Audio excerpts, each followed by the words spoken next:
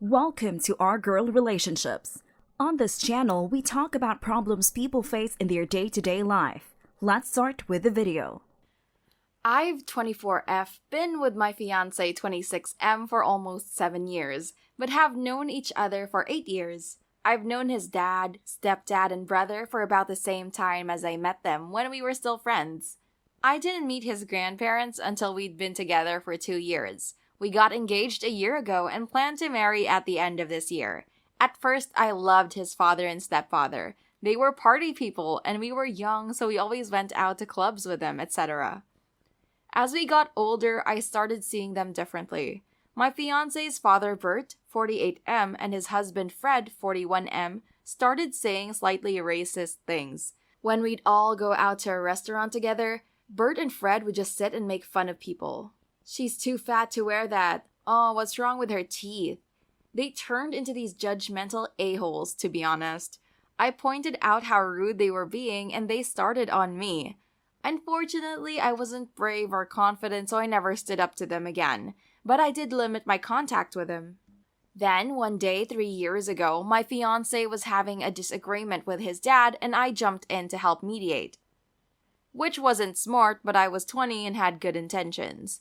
Immediately, Bert attacked me, called me ugly, a fat pig, even threw in some racial stuff, etc. It turned into a big family thing, with everyone basically shizzing on us. Since that incident, I've been no contact with him. My fiancé was as well for a while, but has recently started talking to them again, which I'm not happy about, but also this isn't my family.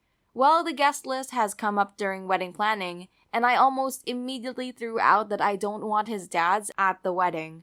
My fiancé was very understanding about it and agrees because I've never received an apology for the nasty things he said. My fiancé broke the news to them and they lost it.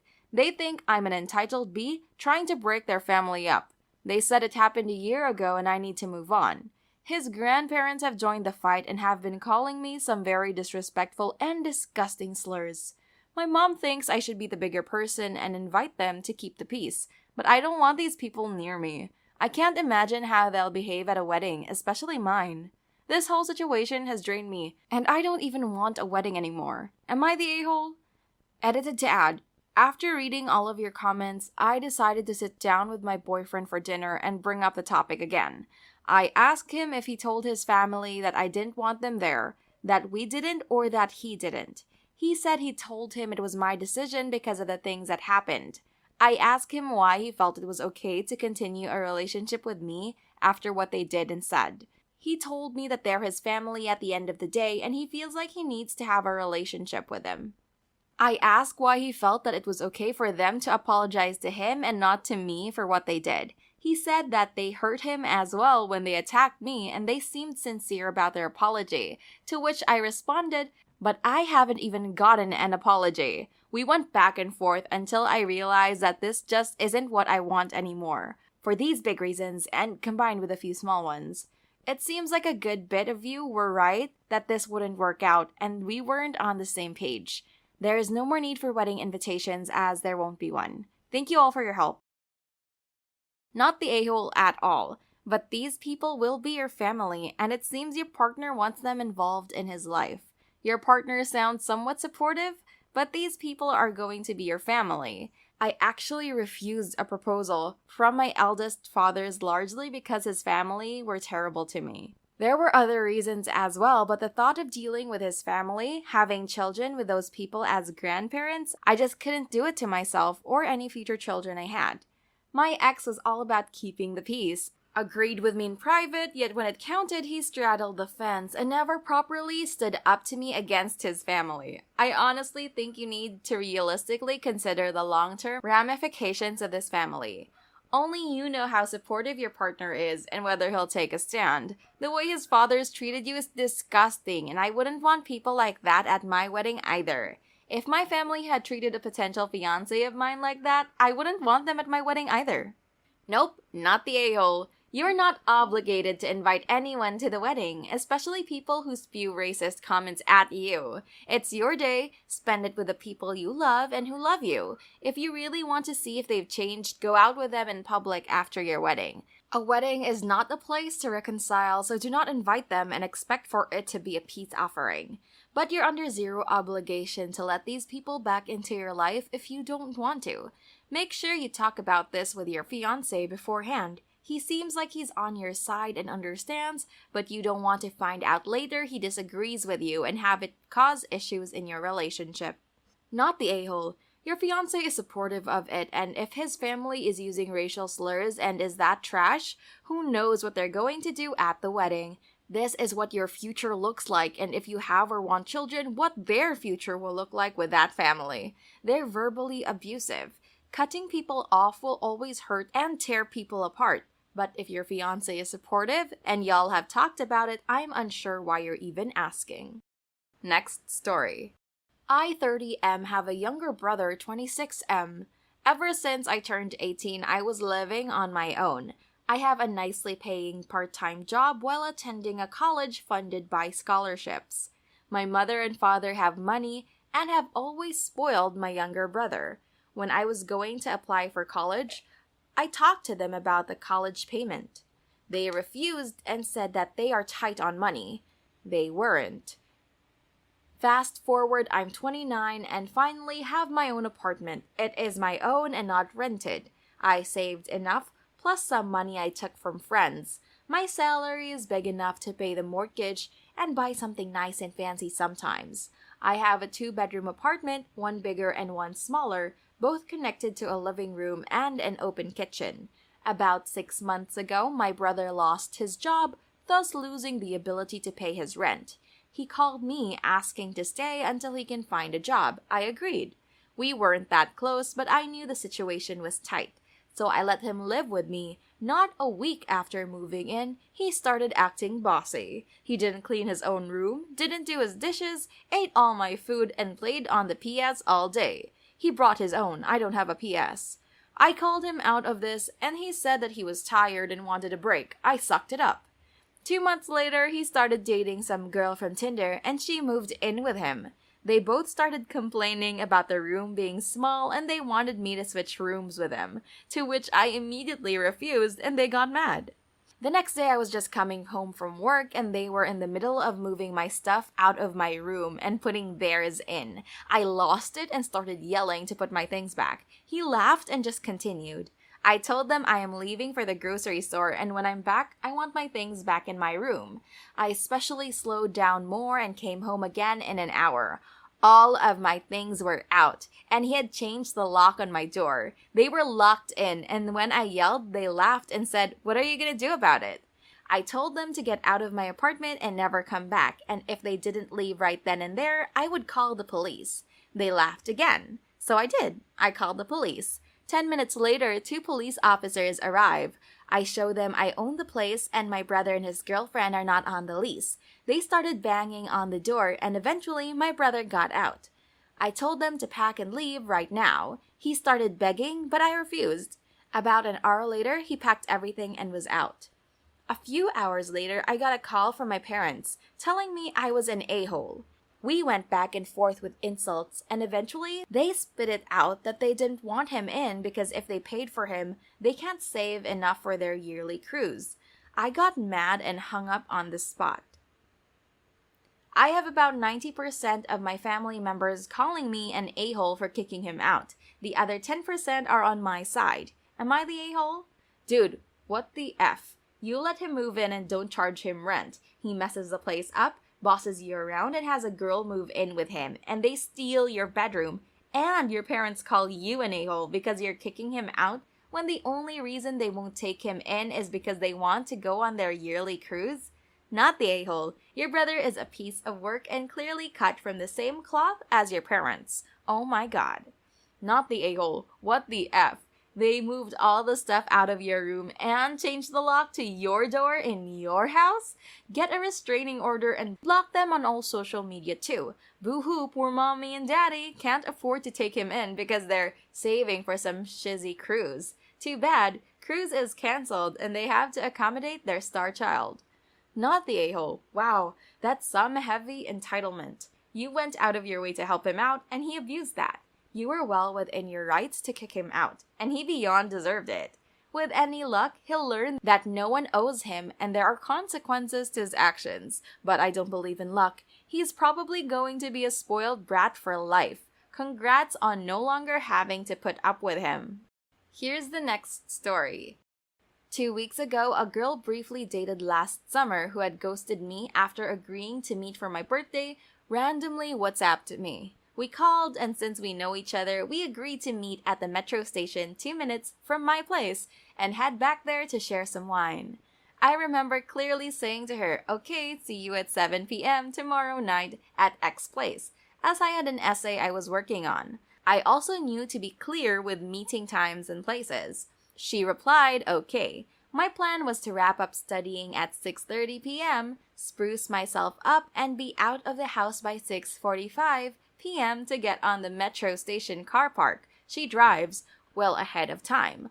On the phone, she mentioned how she got off work at 5:30 and would come up after. I set things up ready. Considering her work is a good 25-minute drive from where we were going to meet, I figured all was good. Early in the evening, I sit down to write, turn off my phone, and put it in a timed lockbox in another room to concentrate. I'd set the timer slightly longer than I'd wanted by accident, but it was due to disengage at 6:35 to 40 p.m. anyway. At 6:30 p.m., I sent her a message on WhatsApp web, accessible without my phone, saying I couldn't get to my phone for 10 minutes, but if she needed to call or text me, I'd keep the WhatsApp web open. Didn't deliver. Because I couldn't get to my phone right away and thinking I still had nearly 10 to 25 minutes, I got ready and at 6:38 p.m. finally got to my iPhone to text her that I was leaving soon. What I saw on my phone left me confused. She had tried calling twice, once at 6:23 p.m. and another 30 minutes later. She had also texted me "I'm here" and then a second text angrily saying I'm leaving after call 2. I saw that second text 2 minutes after she sent it. I called her back and she picked up. I tried stressing the point that I clearly stated a meeting time of 7 p.m. I can't help it if she turns up over 30 minutes earlier than that when I'm doing something else. She told me that when she said when she got off work around 6:30 p.m., that meant she would be there at 6:30 p.m. Go figure. She then goes off on me about not picking up, and I tell her about having my phone locked away in another room while I work, sending her a photo. She then starts saying how she drove all this way to see me, I wasted her time, and that she already made plans to go see a friend because I'd not shown up. I said that I could have A, given her my exact flat address, and B, had my phone more accessible. I did, however, also point out that around the same time she arrived, I sent her a message via the medium we had been exclusively exchanging messages, WhatsApp web, telling her about the phone being put away. I also stressed that she had only been driving for 2 minutes and that we could still make something of tonight. She turned this down and I calmly ended the call. Heard nothing since. Not the a-hole. I had a friend who did this years ago. Let's call her friend 1. Me and friends 2 to 4 organized her birthday lunch and mini party at friend 2's house. We all brought presents and cake. Time to start was 7 p.m. and friend 2 had decorated. We agreed to get there at 6:30 to put out food and gifts. Friend 1 arrives at 5:30, friend 2 hasn't even finished work yet, waits 8 minutes and then says as no one let her in, she had moved on to her next destination. We had a party anyway and still can't figure it out, but we didn't stay in touch with her after that. Not the a-hole. You communicated clearly the time you would be there and how she could reach you, but if she was confused and therefore understandably but unjustifiably mad, you tried to clear it up and she was still butthurt. My guess is that this girl has a problem with you having a life. In her head, you should have been waiting eagerly all day for her arrival, not just making sure you get there in time. Some people are like that. Had you continued dating, she probably would have tried cutting you off from your friends, family, and hobbies. It's not something to want out of a relationship. You did everything right, though. Here's the next story. I have a stepsister named Jane. Growing up, I got a lot more material things than Jane, due to having both parents involved in my life, and my dad making more money than hers. This led to extreme jealousy from Jane and a lot of acting out, hunger strikes to the point she had to be hospitalized, getting in trouble at school, and bouts of refusing to speak to anyone in the house. Jane was also extremely beautiful, and I always felt in her shadow due to that. Sometimes I feel like my mom was more on Jane's side than mine because she used to tear up and say how bad she felt for Jane and how awful it must be watching me get those things. She even considered moving out of the house for a couple of years so Jane didn't have to look at my things. Once, when Jane was throwing a fit, my mom snapped at her to stop because life isn't fair. And I probably want her looks just as badly as she wants my things. But life just isn't fair, and she can't have them, and I can never be as beautiful as Jane. My mom tried to brush it off after the fact and said no one will ever be as pretty as Jane, so it isn't a big deal.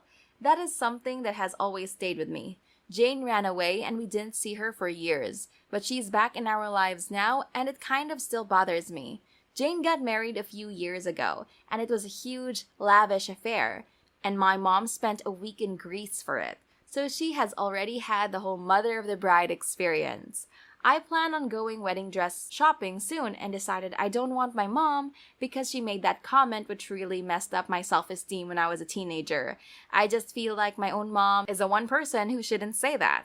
I told her that I'm planning on going dress shopping with my bridesmaids, and I told her why, but she cried and said I was being unfair, and she just said that to calm Jane down. She begged me to reconsider. My stepdad sent me a guilt-tripping text, and apparently Jane is furious and talking shiz.